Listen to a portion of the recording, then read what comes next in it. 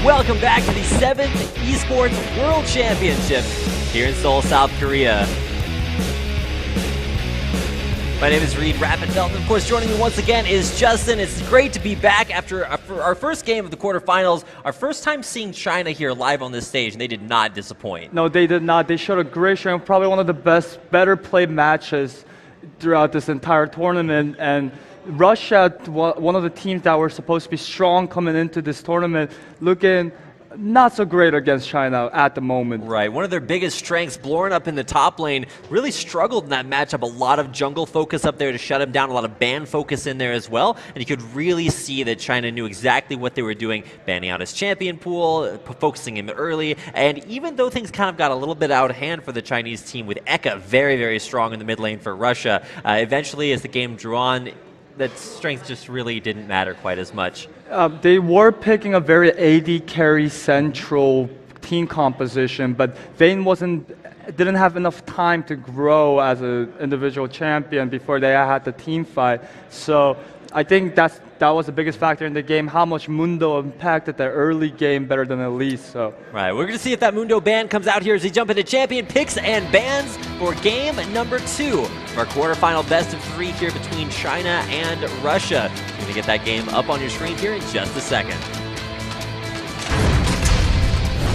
So Tristana coming in here for the first ban. It's very, as I mentioned before, there's a very contested AD carry currently in this tournament. Not a target ban for Eka. We saw the solo kill that come out in the mid lane. So. I'm not sure if necessarily that's. I mean, Eka's got a bunch of other champions he can play there. Diana too, definitely something to watch out for. But banning the Vladimir there, I'm not necessarily sure that's the key to victory, because even though Eka did get ahead, it wasn't really the factor that caused the most struggles there. For Even, he is going to draw that ban, and of course Irelia ban away from Blorn here too. Fiora ban though, nice to see some very reactive bans here coming out from both sides. Yeah, very adaptive from the last game. Irelia, of course, a strong champion for Blorn, and we saw how much NRS Fiora can do in the last game, winning a matchup that is winning. We see Mundo ban, of course. That is we saw how much impact that he can have on the game, how strong he is also in the previous game. So Jax coming in for the last ban from Team China. Maybe this is Blorn's very strong champion? Well, I mean, it's pretty much his go-to roster there. Irelia, Jax, and then anything else that's like super carry top lane. Now, not really known for his ribbon necessarily, but he does have some carry opportunities to go for.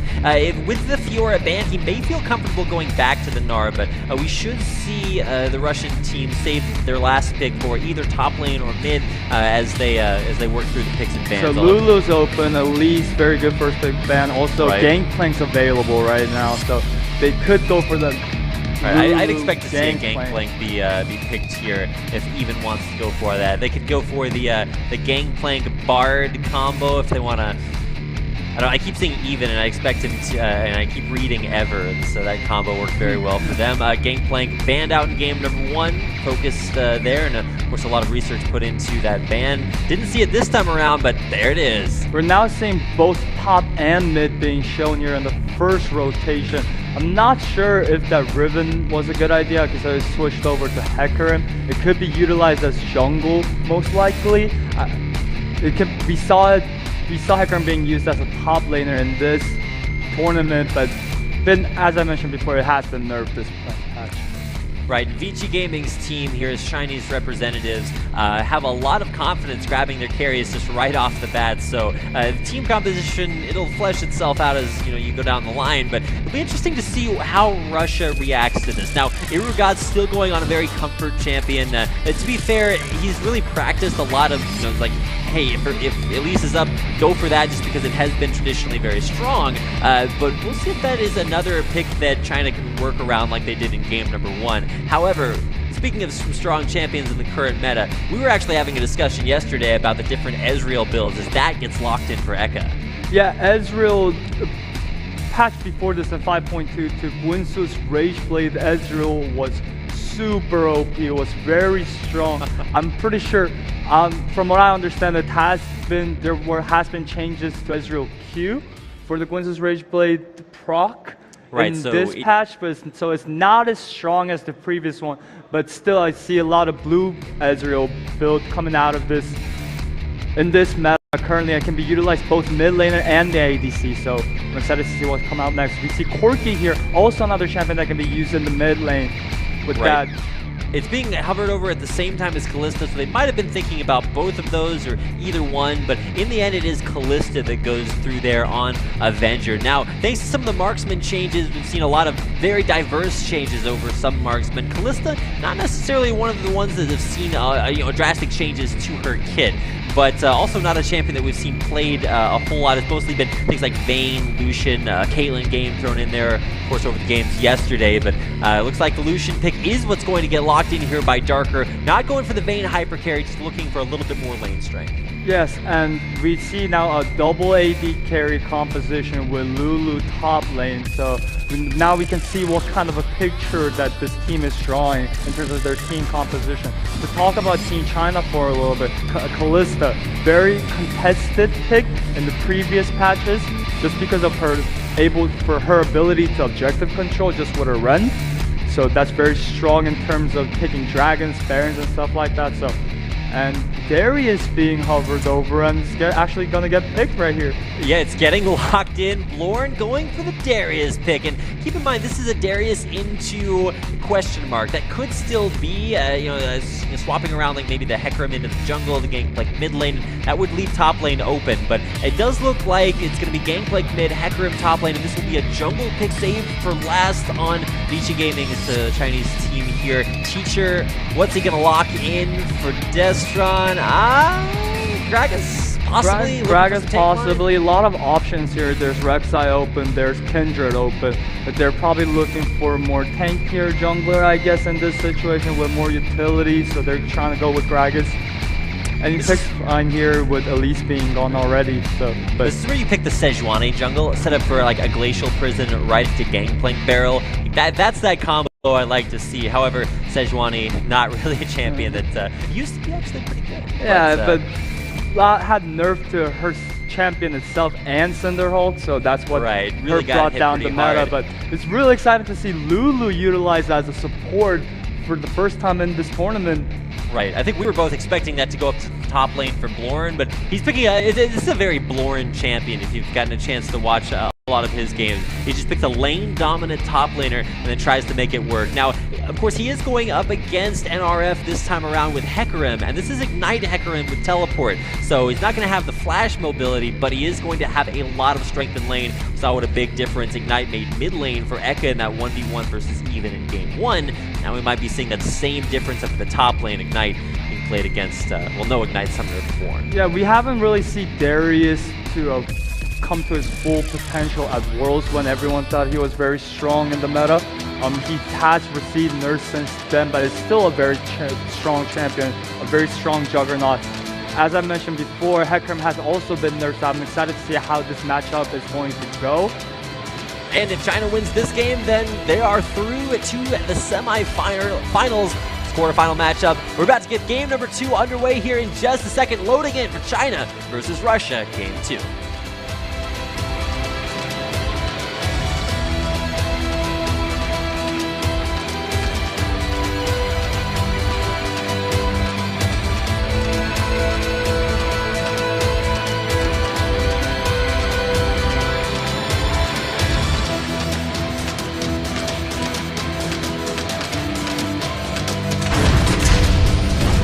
Welcome back, ladies and gentlemen, at Game 2, like I said, coming your way here with China, now on the red side, facing off against Russia here, now on the blue, swapping sides. We'll see if they can swap their fates, as Russia did drop game number 1. See if they can come back with some very different picks here. Lulu coming through as a support champion, was banned in game 1, but another champion that was banned in game 1 that made it through is Gangplank, there for even.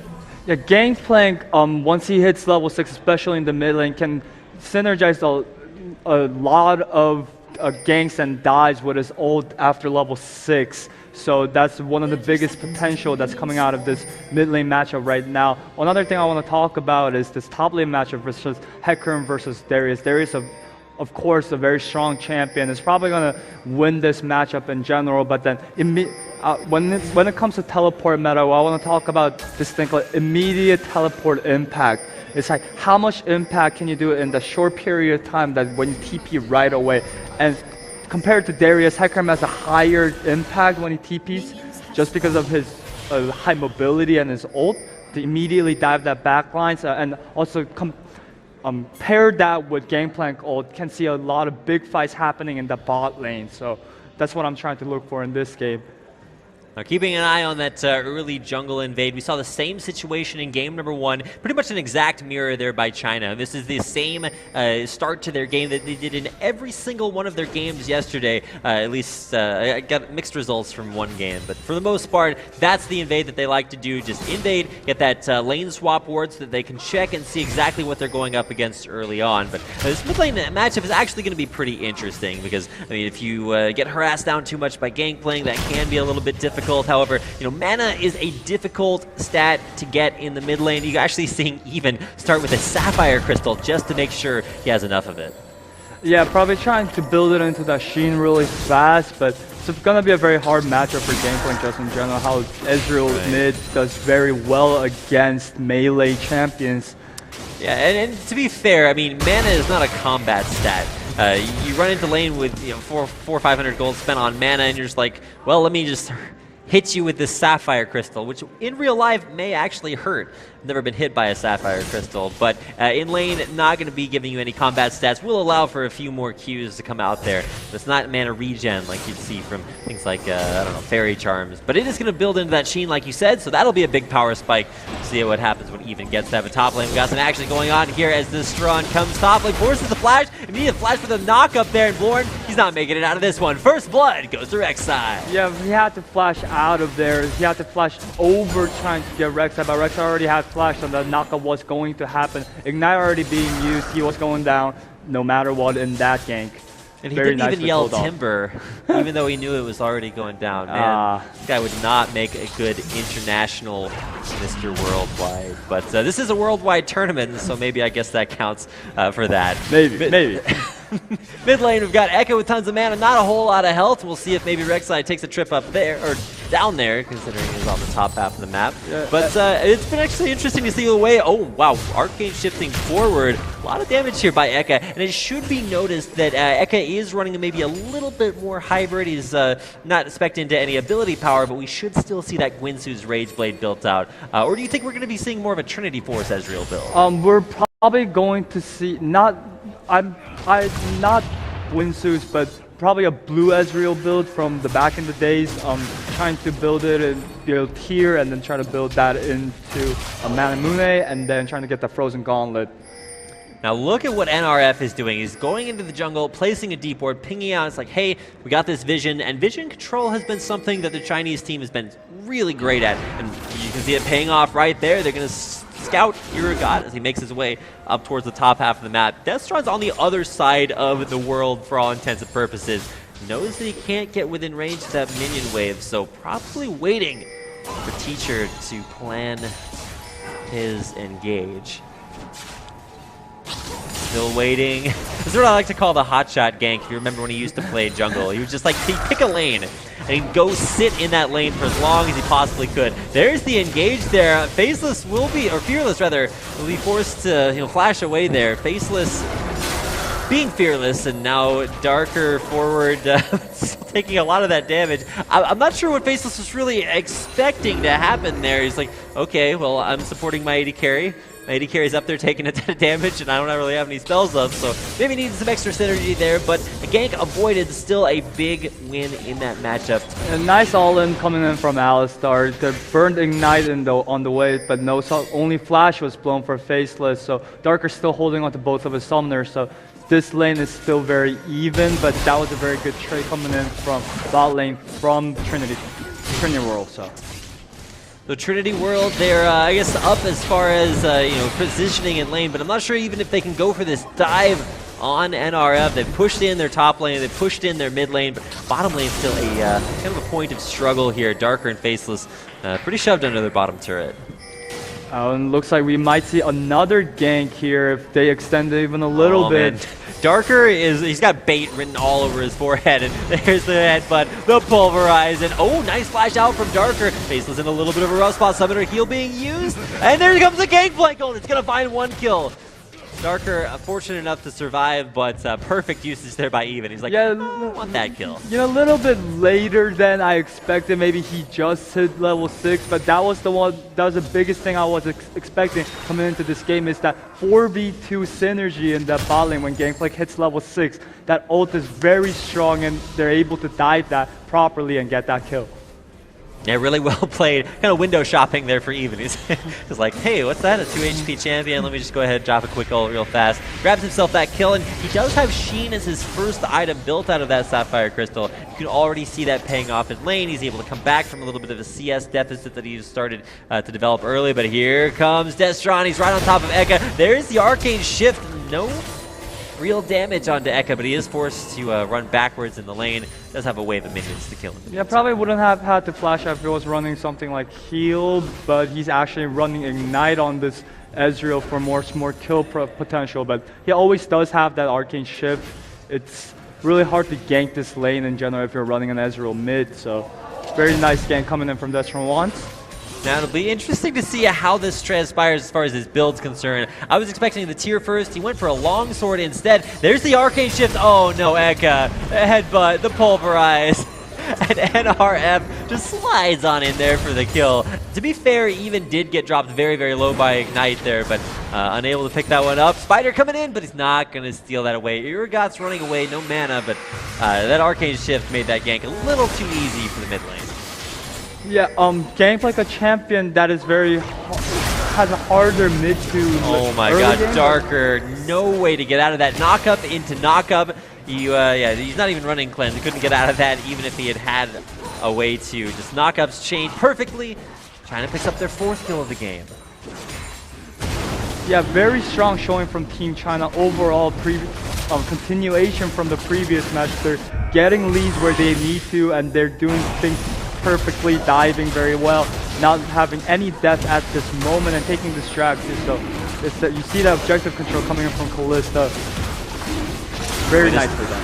And with this first dragon being secured there by Vichi's Gaming's Chinese representatives, the extra damage is going to be pretty exciting to watch there, especially for Gangplank, who's now completed more extra damage for himself. That Zeal on top of a Sheen, just so much damage. It's like, hey, what if you made a champion who's like real damage ability is like super strong, and then you gave him like ridiculous amounts of gold generation so that he could get even stronger there, and then, you know, Dragon comes out to give him even more combat stats, and it's gonna be even better for the mid lane. Hey, Ghostcrawler, are you watching this? It's a pretty good champion. He has actually been very strong for very long over several patches. Even here in the preseason, so many changes, but sometimes the more things change, the more they stay the same. A little bit of revenge here on the jungle. The Urgot running deep in there for the invade. However, Destron's just like, hey, anything you can do, I can do better. Invades by himself, doesn't even need the mid laner. What is Russia doing here? They're on a secret agent mission. They need to play some Mission Impossible music. They do have deep wards in the top side red jungle of the Team China VG right now, but I don't think those wards are very helpful at this moment, where all the lanes are pretty much even in terms of tower differential. So. Interesting spot for NRF to be in, but he is so fast that actually, whoa, he's just going to turn back in onto Eka, and there's the Gangplank ult from Even to take him down. Born trying to find himself a kill there, goes for the ult, gets the kill for a turnaround, but does have to be kind of careful that he doesn't die to that Gangplank ult. A nice 1-for-1, and that does put Russia on the board with their first kill of the game. Yeah, I feel like NRF could have gotten that double kill if he was fighting in that Gangplank ult, but chose to just walk outside just a little bit. But, you know, there's still good ult coming out from Even right there. He's utilizing his Gangplank ult very well, synergizing with his team very well. So already 2 kills for him, and this is a champion like I always wanted to talk about. Has a very hard early and mid game, but once he hits that Triforce power spike, he's very strong. Yeah, actually ridiculous. We actually saw the same situation in our broadcasted game from Russia yesterday when Blorn hit his Trinity Force Power Spike, he teleported bottom lane into a wave of minions, and then Blade Surge one-shot the enemy support. It's like, hey, Trinity Force Power Spike, it's pretty good. So we'll be seeing that come out right about now as Even completes that. It's his only item other than those biscuits, but I think it's the only one he really needs at this point. Very, very strong, and just great synergy. Really strong team fighting here by Vici Gaming's Chinese team. The biggest thing that I was sort of question marking for myself for China is, can they play together? We already knew they were strong individually, but man, they are really coming together, and it's very difficult for Rush to deal with. Yeah, team communication is very strong. We see a TP coming in here from Gangplank. Big CC there by Teacher. He's going to throw his ult on. He is basically invincible. So is Destron, and Eka just cannot run far enough. Darker's got a nice culling there to coming from the backside, but I'm not sure if he really has enough damage to be a threat there in that fight. Meanwhile, Irugat, he's on a secret agent mission of his own. Teacher's going to go ahead, do the utmost to pick up that kill. Did have to flash for it, but I mean, it's definitely worth it to kill the spider before she gets executed, and you got to give the support some kills too. Yeah, of course, bloodthirsty support. It's 104 now, and Kalista did manage to deal a little bit of damage, but just not enough to kill that Elise. Very reactive teleport coming in from Gangplank right there, so that was also very great. But Ezreal was already there, has a higher roaming potential in general, but this lane though right now, 30 CS difference, but I feel like Hecarim had an overall more impact on this game at this point. Right, it's about individual strength versus the impact that you make for your team there. NRF, he's been roaming down. He had that nice kill in the mid lane after a cool roam there, but he's actually been struggling in the 1v1, so like we said, Florin likes to pick that lane dominant champion. Irugat's going to get Gangplank ulted, and Destron wants to go in for that, but isn't going to be able to follow through that Gangplank ult. Yeah, no turrets are down, but it seems like Team BG has complete control over the other side stole that one, so nice to grab himself a Raptor, and he's going to get the CS a turret too. So I guess not complete control, but somewhat of a control. Right as you're like, hey man, they got this locked down, Ekka's like, give me that Raptor. Able to take that one away. So a moral victory, if not an actual one. We'll see what Ekka can do with that. You're going to be seeing double Essence Reavers completed there, both for Darker and Ekka. But I mean, those are items that get stronger with more itemization that you pile on top of them, not necessarily power spikes like we're seeing from that Trinity Force. And first item, Runan's Hurricane for Avenger. Yeah, we've seen previously in previous patches Kalista go for that blade, but since the nerfs, we've seen them rush Runan's Hurricane, the first item most of the time, so yeah, standard build. Hurricane, decent change there, is able to come in there. Oh, Ignite being put down there by NRF. Lauren should die for this, but he's going to take the turret with him, trades his life there for that turret kill, loses a little bit of an advantage, but is going to make that up in objectives. Yeah, so but he decided that getting that top lane turret, the first turret in this game actually, is more important than dying to a Hecarim who's 40 CS down. So he didn't, in terms of the match, he didn't lose a lot, but he did gain turrets, and that may be the opening that TrinityWorld needs in this game right now, since we just saw Flash coming out from Ekka. Losing that trade in the mid lane, very hard to deal with against Gangplank with Trinity Force and a BF sword doing tons of damage. Yeah, as Trinity Forces are wont to do. 3-0 there on that Gangplank mid. That is really the big upset match. You look at all of the matchups there for China, they are destroying that mid lane. Not quite 100 CS, so the Flame Horizon is still out there, but it's absolutely devastating. Trinity Force now, a BF sword on top of that, probably looking for Infinity Edges. I pluralize that because a lot of Gangplanks do go for two of them, but yeah. Probably won't see that. Oh, the Ezreal ult coming in, almost able to steal that dragon away. Pretty well timed, but not well enough. Yeah, I'm excited to see what Ekka is going for here right now in terms of his item build. It's one of the more unique mid-Ezreal item builds I've seen, even compared with that Ignite, so... It should be like your blue Ezreal build, but if you're going to build Essence Reaver, you want to stack more crit on top of that. So it might be a Trinity Force to follow after that, but still hasn't even completed the Essence Reaver, so we got to answer that question first. Yeah. Here comes in Destron. He's able to use his ult offensively, get right into there to the fight. Ekka's in a little bit of a rough spot. He's going to use that. He's going to have that Chilling Smite used on him, trying to run away. He's not going to get that Arcane Shift back up in time, and Destron is able to take him out. Gangplank doing tons of damage, and they're again synergizing their skill compositions very well, their kits very well. And here another death for Bjorn. He's in a little bit of trouble. He will heal off of Alistar, but not enough cooldowns there from Alistar to... Yeah, but this top turret's going down, and so is this mid lane turret. We see even doing this a lot. He did this previous game. He's pushing that tier 2 turret in the mid lane just alone with no contest whatsoever from TrinityWorld, so... Yeah, very, very difficult game, especially for the mid lane. And for Russia in general, this time they do find their strength back up top, but it's just not what they needed in time. Darius is super good if he's able to abuse his lane matchup, but outside of that, when it comes down to team fights, unless he's going to get those balls pentakills, I don't know if he's really going to be able to turn this one around like his team needs him to.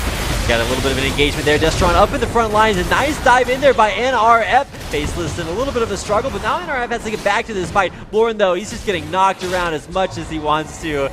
Something tells me Gangplank, as soon as he gets his Q back up, he's looking for the kill. Lauren having to run straight away, but there's the Chilling Smite, and they're trying to get this one to Even, and Even will pick it up there off of the Parlay, which is somewhat ironic considering that Parlay, he's making peace and he's using it to kill someone. So it's actually Parlay, so it might have a different meaning. Unstoppable. While we're talking about Parlay, he's making peace with yet another kill. Now 12-2. China are not playing around. Well, I guess they are playing this game, but they are certainly doing it very, very cool, calm, calculated. A lot of those C words that mean that they are confident in their play. 12-2, certainly indicative of that. Yeah, so the team fight seemed like Destron once was getting caught out in the opposing jungle, but the NRF and all the rest of the team members were able to collapse way faster. And just at this point where there's this much goal differential, it's very hard to come back, even in a team fight where you're supposed to win. I think we learned one thing, it's that TrinityWorld are pretty good at securing their jungle camps. Ezreal able to steal away a wolf there, also able to steal away a raptor earlier. It's like, oh, hey, you gotta get your little advantages while you can. Faceless, it's all he can do to clear out that Banshee as it roams out through the upper river. But speaking of upper river, this Rift Herald is gonna turn into Baron here in a couple of minutes, and we might see one, if not both of those, go over to Vici's team here. They are able to position correctly for it. But speaking of positioning, TrinityWorld's got to get back to base. Yeah, we're 18 minutes in. Oh, we might hear Sia. Actually, no, the barrels were missed. I thought we might see a solo kill here, right here. Gangplank again, 501, very strong. Yeah. We've got Even versus Blorn. Now, Teleport should be able to turn this matchup around, and you can see there it is. If Blorn's actually going to try to teleport away, but he gets it canceled right in the face of Destron. It wasn't a teleport coming in, it was Rek'Sai, and that 3v1 is not going to go in Blorn's favor. So close, but not enough. He saw that Rek'Sai coming in. Maybe he thought maybe he has enough time before Rek'Sai can knock him up. Oh no, Irugat actually might be able to turn this one around. Avenger taking a lot of damage, but he does have that Fate's Call. Eka in a little bit of a rough spot there. Gonna get turned around, gonna get the knockup. Avenger still alive, off to the back, but it's Even going godlike with his 8th kill of the game. A double kill picked up there, and Even is a monster. Yeah, TrinityWorld trying their best, trying to find openings to this game. They know the enemies in their jungle. Team China Vici's not being very careful in terms of their positioning in the enemy side jungle, but it doesn't matter at this point because they do so much damage. There's a 10k, 15k gold differential in under 20 minutes. This game seems almost over. Yeah, 20 minutes. You can't even surrender yet. China is absolutely crushing down bottom lane, top lane, every single place around the map there. Even Blorn is going to get ulted on. He's probably going to go down. Doesn't even get 2 points off the dunk there. And as top lane goes down, bottom lane's also going to have its inhibitor taken. I guess top lane inhibitor is still available, but Darker, we'll see how long he can hold that top up. Yeah, and then we're actually seeing that Flame Horizon right now. 204 CS for Gangplank and 90 from Ezreal. Gosh, Even, you start to realize why Gangplank was banned in game number 1. It has been a champion that Even has been extremely strong with over the course of not just this tournament. I haven't seen him play elsewhere, but you can see immediately the first ban there in game number 1. Even Russia knew that they had to take that away from Even. Didn't do so in game 2. Now here we are. Champions like Gangplank rise with weak early game, but very strong late game. You have to try to put that into your calculation with the early game jungle path and try to impact that lane. And with also Eka, who has a lot of damage with that ignite, but Gangplank didn't die, and he managed to pick up a lot of kills once he hit that level 6. Got a lot of assists off of that, snowballed that into a huge lead. Now he's a monster that cannot be dealt with. Well, speaking of monsters, when you got a lot of them piling into your lane, Lauren is in a little bit of a struggle. We'll see if he can maybe try to turn this into something, but yeah, 4v1s, 5v1s, even as Avengers coming up there. It's like, guys, I want in on the action. In solo queue, this is where he yells, like, really, you needed 4 people for that? It's like, come on, where's the 1v1? I guess they were trying to get Baron, but you know, just Lauren was in the way of that Baron. It's true. Yeah, I mean, they could have probably bypassed Lauren and went straight to the Baron. Oh, wow, the face call being used. There's the flash, the pulverize. Eka actually thrown back towards the Baron and even going legendary with his 10th kill of the game now. It's beyond godlike. This performance, absolutely ridiculous. And you can really see why he is so strong on that champion. And Darker getting chunked out by inhibitor minions. We see a teleport coming here. Oh my gosh. Darker can't even run away from it. The express train from downtown. This is what Tekram used to do before the patches, and like you mentioned yesterday, the 20-minute home guard being utilized here very effectively, I think. Here's another home guard coming in as even TPs into the base. Oh my gosh, 1,000 damage crits off of those parlays. Absolutely ludicrous. And you're going to see Even look for another Q off that crit, and he's going to go in and get that kill. NRF just diving the fountain here. He's probably not dead. Able to get away there. The Nexus, however, not quite so lucky. And it's going to be China taking a 2-0 victory over Russia and advancing to the quarterfinals. Semifinals there. Had to make sure I was in the right part of the tournament. A 22-2 victory there for China. An absolute domination. Incredibly excited to see how far this team can go in the tournament. Might be able to give Korea a run for their money as they will be playing as well. However, that's going to do it for our first best of 3. So coming up next, you guys don't want to miss it. We've got Israel versus Switzerland coming up next as the 7th Esports World Championships continue in a minute.